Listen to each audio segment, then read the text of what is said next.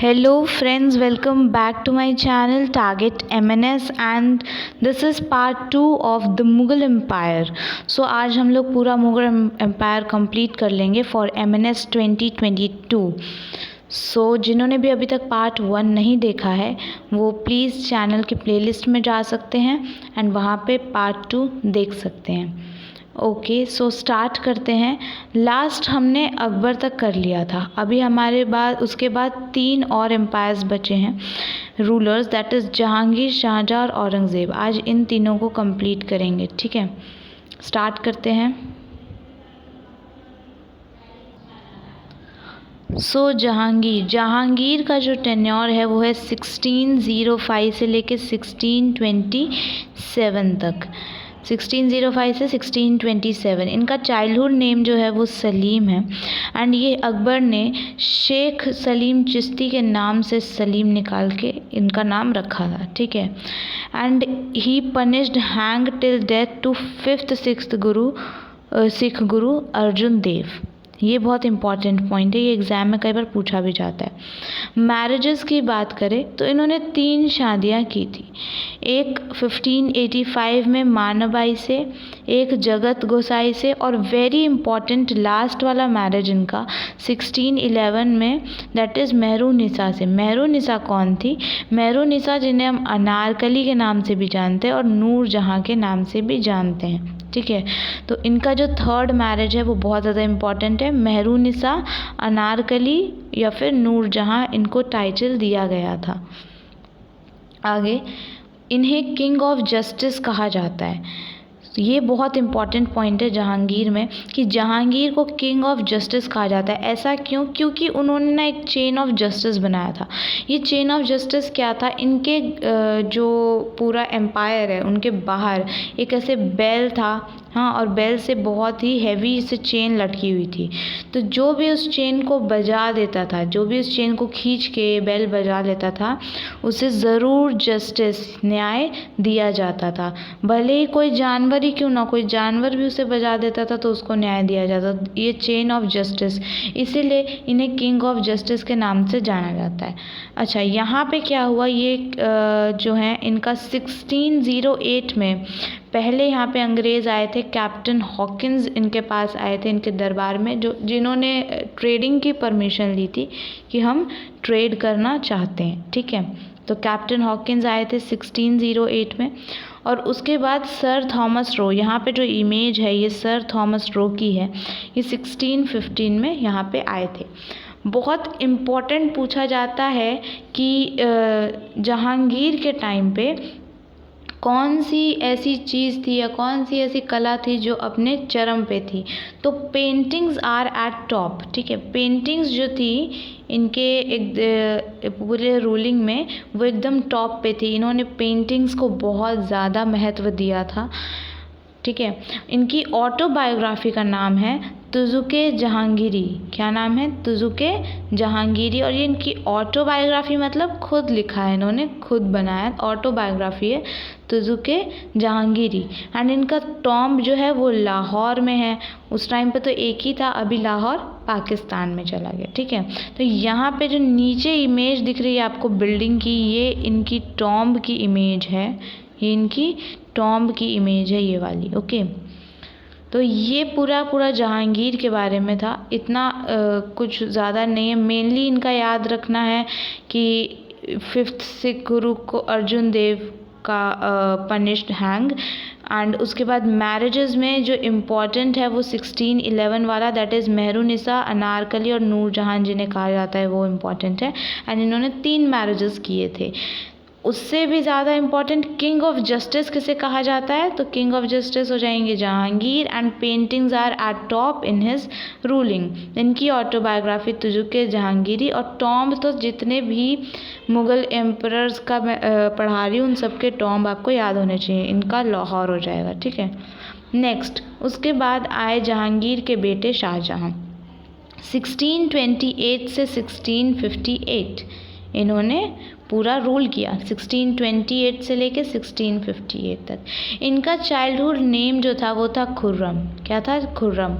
और इनकी वाइफ जो थी दैट इज़ अर्जुमंद बानो. क्या थी? अर्जुमंद बानो. जैसे जहांगीर के टाइम पे पेंटिंग्स उनके टॉप पे थी, पेंटिंग्स चरम पे थी, वैसे ही शाहजहाँ के टाइम पे बिल्डिंग्स टॉप पे थी। बिल्डिंग्स को इन्होंने बहुत ज़्यादा महत्व दिया था। एंड शाहजहाँ का जितना टेन्योर है ये पूरा का पूरा 1628 से लेके 58 तक, इसे गोल्डन पीरियड ऑफ बिल्डिंग्स के नाम से भी जाना जाता है। ठीक है। इन 1632 एडी इन्होंने एक बैटल लड़ी थी अगेंस्ट पोर्टुगीज़ के साथ, to abolish the impact of them. उन्होंने अपना आतंक बढ़ाना शुरू कर दिया था एंड हुगली रिवर जो है उसके ऊपर कब्जा करना शुरू कर दिया था। तो 1632 में इन्होंने लड़ाई लड़ी थी अगेंस्ट पोर्टुगीज़, वॉर किया था। ओके। उससे भी इम्पॉर्टेंट यहाँ पे ये टर्म देख लीजिएगा, ही बिल्ड अ सिटी। इन्होंने एक सिटी बनाया जिसका नेम है शाहजहानाबाद। तो शाहजहाँ ने सिटी बनाई है तो शाहजहानाबाद, और ये कहाँ है? दिल्ली में है। Very important. Now to became an emperor, Aurangzeb arrested him in Agra fort. तो ये एक इम्पॉर्टेंट पॉइंट है। ये औरंगज़ेब, जब हम पढ़ेंगे औरंगज़ेब के बारे में तो बताएंगे। शाहजहाँ के बेटे हैं औरंगज़ेब, और औरंगज़ेब ने इन्हें अरेस्ट कर लिया था, अपने पिता को कब्ज़े में कर लिया था आगरा फोर्ट में ही 1658 में, और इसी वहीं पे इन्होंने अपना दम तोड़ दिया था 1666 में। ठीक है। तो 1658 में कब्ज़े में किया और वहीं पे रहते रहते आगरा फोर्ट में इन्होंने स्वर्ग सिधार गए 1666 में। नाउ इनकी बहुत इम्पॉर्टेंट बिल्डिंग्स है, क्योंकि buildings in golden period of buildings है इनका शाहजहाँ का। तो 6 इम्पॉर्टेंट बिल्डिंग्स हैं, हम उन्हें देखेंगे। पहला है तख्ते तौस, ये बहुत इम्पॉर्टेंट है। पिकॉक थ्रोन, पिकॉक थ्रोन जब यहाँ पे आए तो इन्होंने इतना ब्यूटीफुल, कहते हैं सिंहासन राजाओं का, इतना ब्यूटीफुल बनवाया पूरा पिकॉक्स जैसा। ठीक है। तो वो बहुत ब्यूटीफुल था। 1635 में इन्होंने बनवाया था, वो बहुत ज़्यादा जाना माना गया था। ठीक है। नगीना मस्जिद बनवाया फिर उन्होंने 1635 एडी। ताजमहल शाहजहाँ ने बनाया 1631 से लेकर 1653। फिर रेड फोर्ट इन्होंने बनवाया 1638। जामा मस्जिद बनवाया 1644 एडी एंड मोती मस्जिद बनाया 1648 एडी इन आगरा। ये बहुत इम्पॉर्टेंट पॉइंट है। इन आगरा क्यों लिखा है मोती मस्जिद? आप एक बार इस टर्म को याद रखेंगे, आगे जब हम औरंगज़ेब पढ़ेंगे तब आपको क्लियर हो जाएगा। ठीक है। मोती मस्जिद इन आगरा किसने बनवाया था? शाहजहाँ ने। तो इन सब के इमेजेस एक बार देख लेते हैं, बहुत ही ब्यूटीफुल है।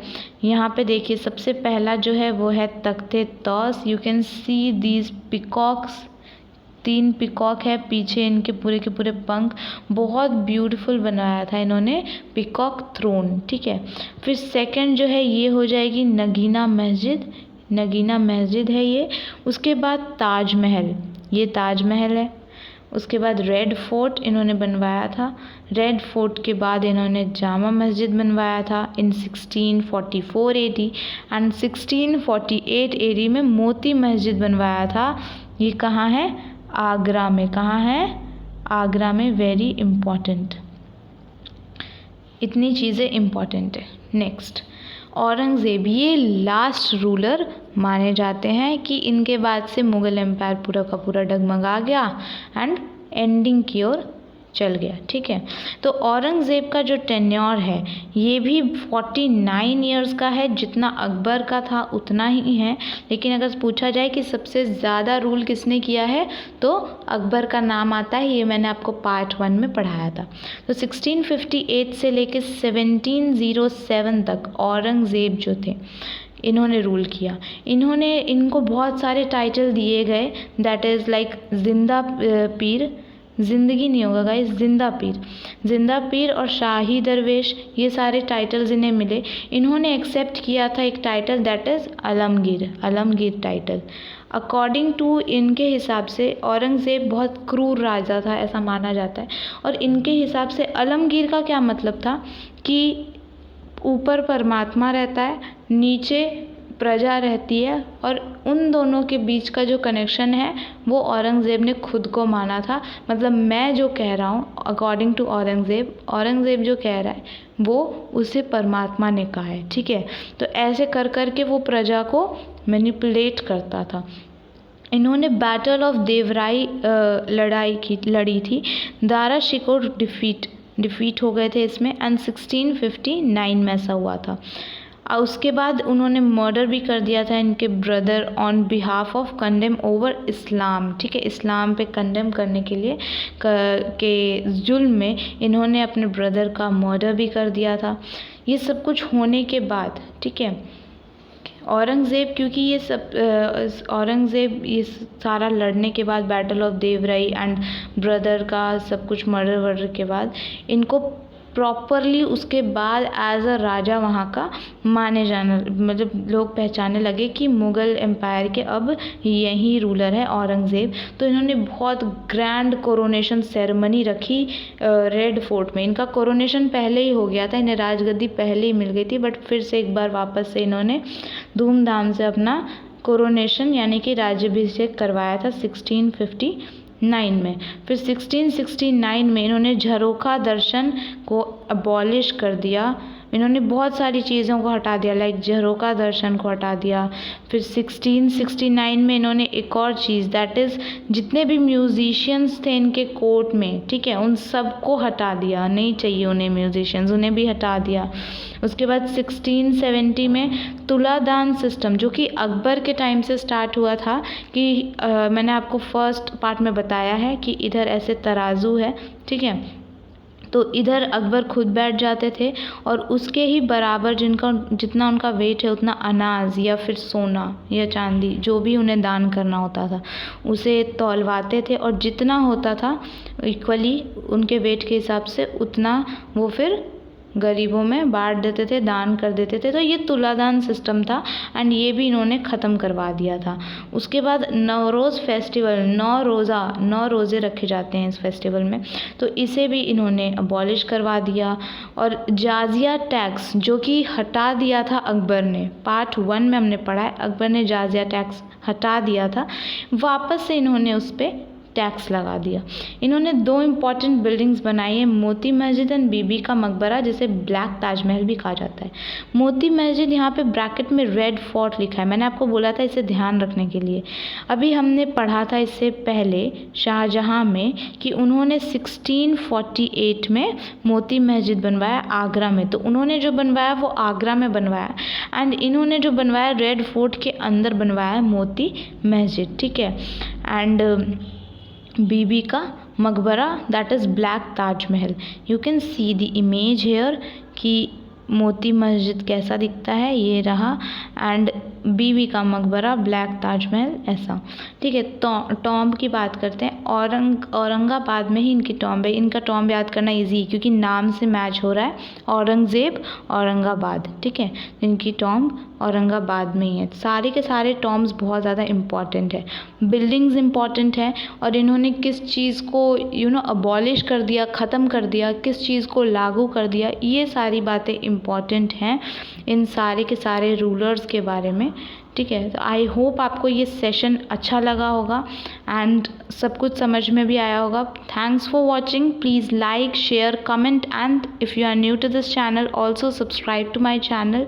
एंड नेक्स्ट जो वीडियो आएगा वो बेस्ड ऑन मुग़ल एम्पायर पे क्वेश्चन आंसर्स का आएगा, एंड डेफिनेटली आप पार्ट 1 एंड पार्ट 2 को अच्छे से समझ लेते हैं तो आपके सारे के सारे क्वेश्चन आंसर्स सही हो जाएंगे, आपको अच्छे से आपकी प्रिपरेशन हो जाएगी इससे। So thanks for watching, subscribe, like, comment, share, and thanks.